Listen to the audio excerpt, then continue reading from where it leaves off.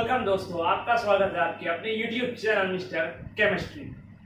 आज का जो हमारा टॉपिक है दोस्तों वो है, बाद में उसके बारे में बात करते हैं। पहले आपको एक चीज यहाँ पे कुछ अलग लग रहा होगा। यहाँ पे आपको एक यहाँ पे डायग्राम दिख रहा होगा, स्ट्रक्चर आपका पूरा यहीं पे ध्यान गया होगा पहले कि आखिर में ये बना क्यों है। भाई ये तो आप बाउ रूल वाला है अपना, राइट ना, वही पढ़ा था हमने इसे। तो अब बाउ रूल वाला यहाँ आज क्यों बना है?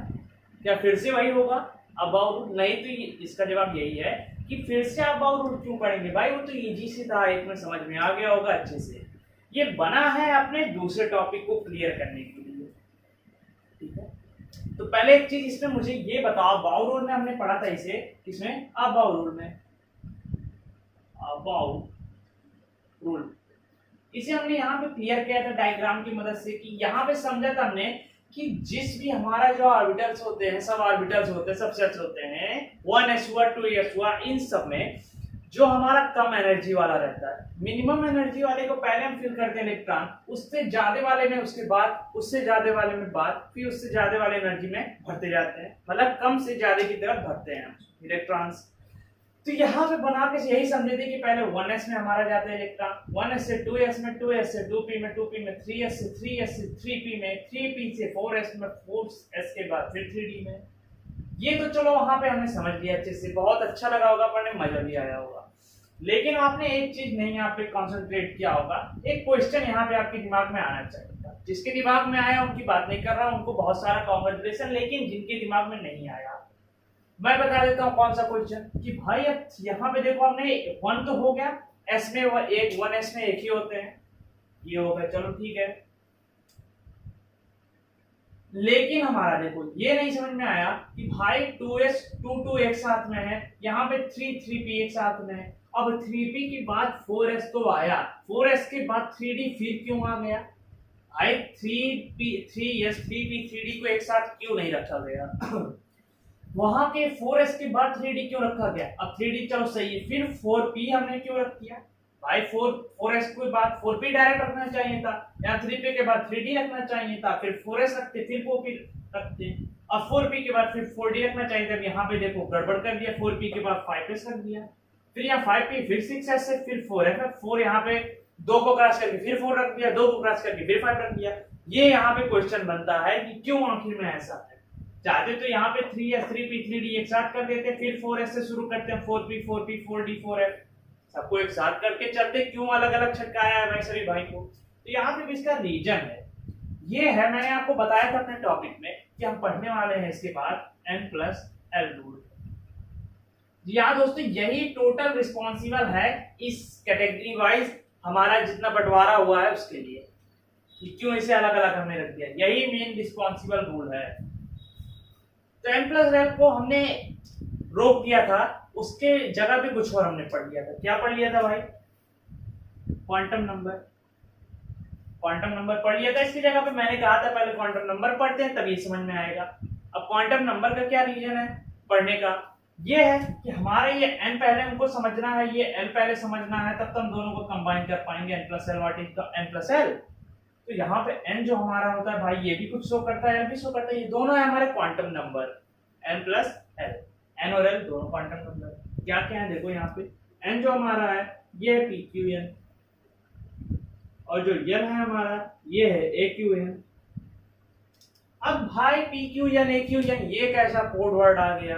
तो जिन्होंने मेरी क्वांटम नंबर वाली वीडियो देखी होगी उनको ये समझ में आ रहा होगा, हल्का हल्का उनके पास पहुंच गया होगा कि इसका मतलब क्या है, इसका मतलब क्या है। और अभी तक अगर आपने नहीं देखा है तो लिंक जाओ नीचे डिस्क्रिप्शन में दे दिया क्वांटम नंबर की वीडियो को, वहां जाके उसे अच्छे से समझ लो, लर्न कर लो। तो फिर से बता दे रहा हूं कि pqn का क्या मतलब है। pqn का हमारा मतलब प्रिंसिपल क्वांटम नंबर, दैट का n। और aqn का क्या यहाँ पे रोल है? ये हमारा एजीम्यूथल क्वांटम नंबर बोल लो, या फिर angular quantum number, that so with l से इसे हम सोच कर देते हैं aqn pqn। अब ये दोनों अगर समझ लिया था हमने क्वांटम नंबर में कि दोनों होते क्या, pqn क्या होता है? Principal quantum number, angular quantum number, ये दोनों इलेक्ट्रॉन के किस बिहेवियर को शो करते हैं हमने अच्छे से जान लिया। अब यहाँ देखते हैं n और l दोनों को कंबाइन करके रूल क्या बना। तो आप बाउ के हिसाब से यही हमने जाना था कि जो हमारा कम एनर्जी वाला होगा ऑर्बिटल वो पहले भराएगा और जो उससे ज्यादा वाले होंगे उसके बाद में भराएंगे।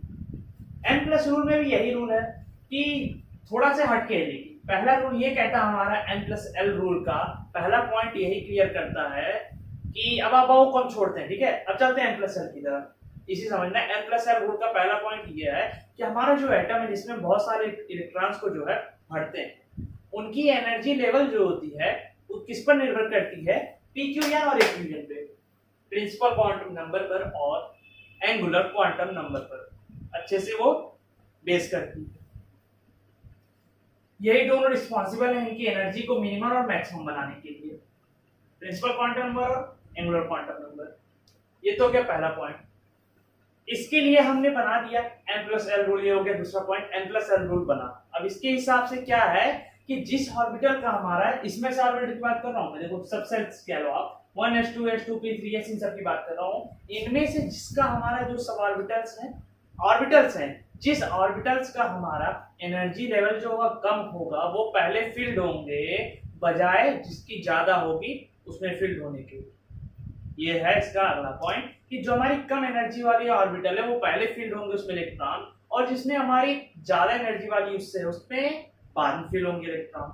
यही था हमारा n प्लस एल, ठीक है। अब लेते हैं एग्जांपल की मदद से, इसे हटा देते हैं।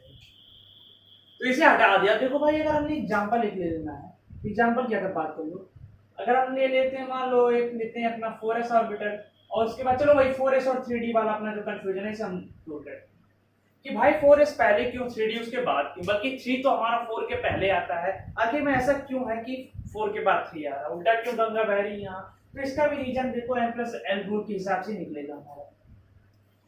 अब n जो होता है वो होता है प्रिंसिपल क्वांटम नंबर, मतलब कि ये वाला हिस्सा, और l जो होता है l की वैल्यू क्या होती है सभी ऑर्बिटल्स के हिसाब की। वहां पे एक टेबल मैंने क्वांटम नंबर में बताया था एंगुलर क्वांटम नंबर समझाते समय कि l की वैल्यू डिसाइड करती है ऑर्बिटल्स को, ऑर्बिटल्स के हिसाब से होती है, ठीक है। अब ऑर्बिटल हमारा देखो s है, p है, d है, f है। अब इसके सबके लिए l की वैल्यू s के लिए होगी 0, p के लिए होगी 1 और d के लिए होगी 2 और f के लिए होगी 3। बताया था आपको, याद होगा। तो इस हिसाब से अगर हमने यहाँ देख लेना है तो 4s के लिए n प्लस एल निकालते हैं तो n की वैल्यू हो जाएगी हमारी n इज इक्वल टू होगा 4 और s के लिए l की वैल्यू होती है 0। अब यहाँ पे अगर कर लें n प्लस एल तो हो जाएगा 4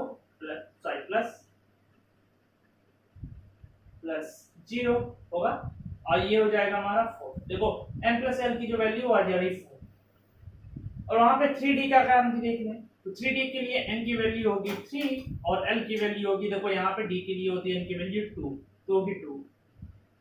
इसके लिए अगर n प्लस एल की देख लेते हैं वैल्यू तो होगी 3 प्लस 2 होगा हमारा 5। n प्लस एल के लिए आ रहा है देखो 5 आ रहा है कि नहीं आ रहा है। तो हमारा यहाँ पे क्या पता चल रहा है, क्योंकि जो 4 होता है वो हमारा 5 से छोटा होता है, ये तो जानते हो आप, फर्स्ट से पढ़ते आ रहे हो, यही एलकेजी यूकेजी से पढ़ते आ रहे हो। 1 2 3 4 5 4 पहले आता है, इसका मतलब 4 छोटा है 5 से। तो सेम रीजन यहाँ भी है कि हमारा 4s जो होगा वो छोटा होगा किससे, 3d से। ये होता है रीजन n प्लस एल का। इसीलिए हमारा जो हम इलेक्ट्रॉन होते हैं अपने 4s में पहले हम भरते हैं और उसके बाद हम जाते हैं अपने 3d में, यहाँ पे जितने इसको जरूरत होगा वहां पे इतने इलेक्ट्रॉन हम दे देते हैं। सॉरी तो हमारा हो गया ना, यही हो गया reason n plus l rule के हिसाब से। ऐसा सभी जगह है कि भाई 5s के बाद क्यों 4d आता है 4f आता है, यही सब रीजन में आता है, ठीक है। तो n प्लस रूल ये हमारा क्लियर हो गया यहाँ पे।